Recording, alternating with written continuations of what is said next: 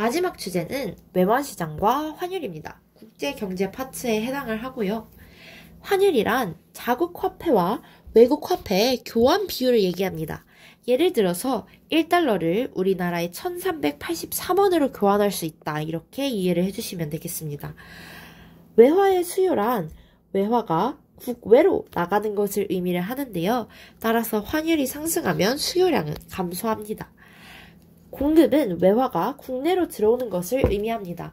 따라서 환율이 상승하면 공급률은 증가합니다. 여기서 환율이 상승하면 자국 화폐 가치가 하락한다. 이런 말이 선지에 굉장히 자주 등장하게 되는데요. 이 말이 이해하기 어렵다라고 하면 1달러를 하나의 상품으로 생각을 하시면 됩니다.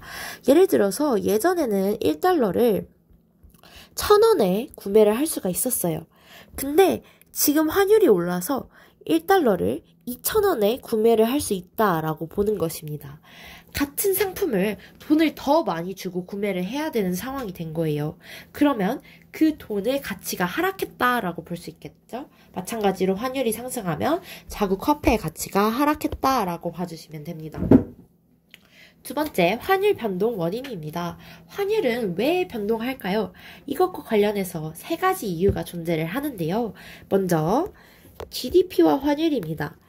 일단 국내 GDP가 상승을 하게 되면 소비를 많이 했다라는 의미겠죠. 소비를 많이 하게 되면 그만큼 수입이 증가를 하게 됩니다. 수입이 증가를 하게 되면 우리나라에서 외국으로 돈을 지불하는 것이기 때문에 외화의 수요가 증가합니다. 왜냐하면 수요는 외화가 국외로 나가는 것을 의미하기 때문인데요. 따라서 수요가 늘어나면 환율이 올라갑니다. 반대로 상대국의 GDP가 상승을 했습니다. 그러면 수출이 늘어나겠죠? 상대국에서 소비가 활발하게 일어나니까 수입이 많이 일어나고 반대로 우리나라에서는 수출이 증가하게 되는 것입니다. 수출이 증가하면 외화의 공급이 증가하게 될 것입니다. 왜냐하면 외화의 공급이란 외화가 국내로 들어오는 것을 의미하기 때문인데요. 외화의 공급이 증가하면 환율은 하락하게 됩니다. 두 번째, 물가와 환율입니다. 인플레이션이 일어나서 물가가 상승을 하게 되면 두 가지 현상이 일어나는데요. 먼저 수출이 감소하게 됩니다. 수출이 감소하게 되면 외화 공급이 줄어들겠죠? 그러면 외화 공급이 줄어들면 위의 상황과 반대로 환율은 상승하게 됩니다. 반대로 수입은 상승하게 되는데요. 이때 외화의 수요는 증가하게 되면서 환율이 상승하게 됩니다. 따라서 인플레이션이 일어나면 물가가 상승하고 그에 따라 환율까지 같이 상승한다라고 이해하시면 되겠습니다. 마지막으로 이자율, 즉 금리와 환율의 관계에 대해서 알아보도록 하겠습니다.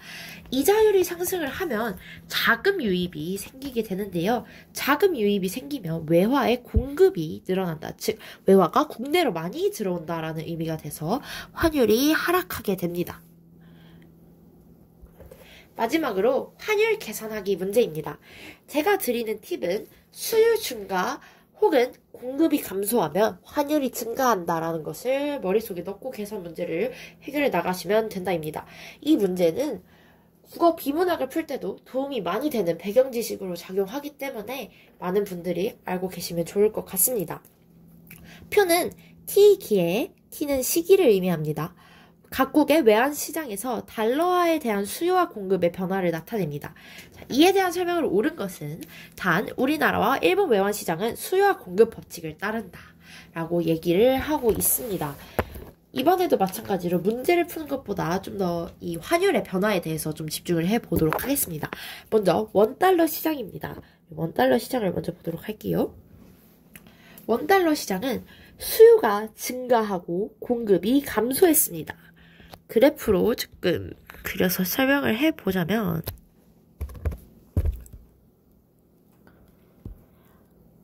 외화의 양과 환율을 기준으로 그래프를 그렸고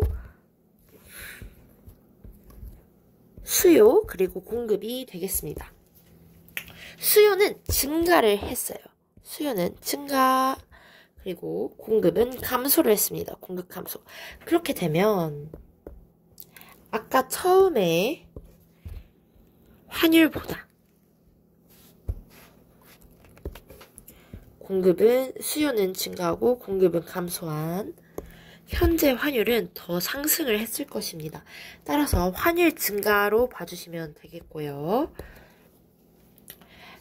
제가 문제를 풀 때 드리는 또 다른 팁은 아주 직관적으로 알 수 있게 예시를 써놓는 겁니다. 원래 1달러를 1,000원에 교환할 수 있었는데 환율이 상승하여 현재는 1달러를 2,000원에 교환할 수 있다라고 이렇게 보기 쉬운 숫자로 정리를 해주는 것인데요. 이렇게 될 경우 제가 아까 설명드렸듯이 원화의 가치는 하락했다라고 보시면 될 것 같습니다. 반대로 일본 N달러 시장을 보도록 하겠습니다. 마찬가지로 수요 곡선과 공급 곡선을 그려주고요. N달러 시장에서는 수요가 감소를 했습니다. 수요 감소. 그리고 공급이 증가했습니다. 공급 증가.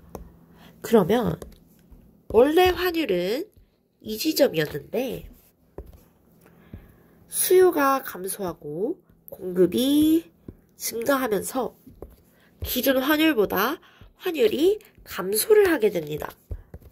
그렇게 되면 예를 들어서 1달러를 1000엔에 교환할 수 있었다고 예시를 드는 겁니다. 보기 쉽게.